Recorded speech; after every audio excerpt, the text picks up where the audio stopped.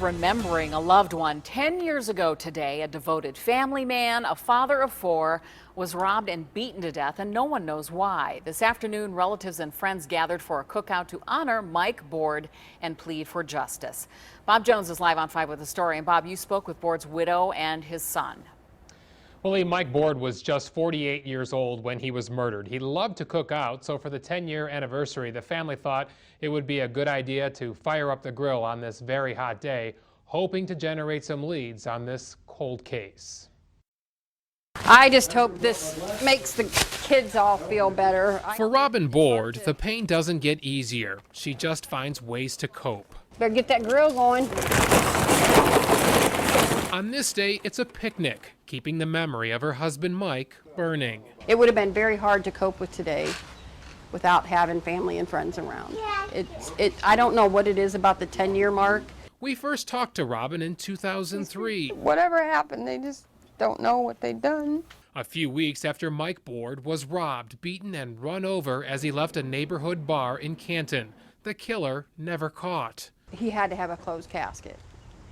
It was a bad beating. Today, July 19th, is the 10-year anniversary. There's no closure. There's nothing. It was just like he was gone, and he was the heart of the family. Because of a callous killer, Mike never got to meet his granddaughter. She's 6. That sure would be nice to know what happened, just to have a little bit of closure in our life. And the trucker, devoted to his family, left behind 4 children. I want them to definitely know what they did to us, and we're hurting still to this day.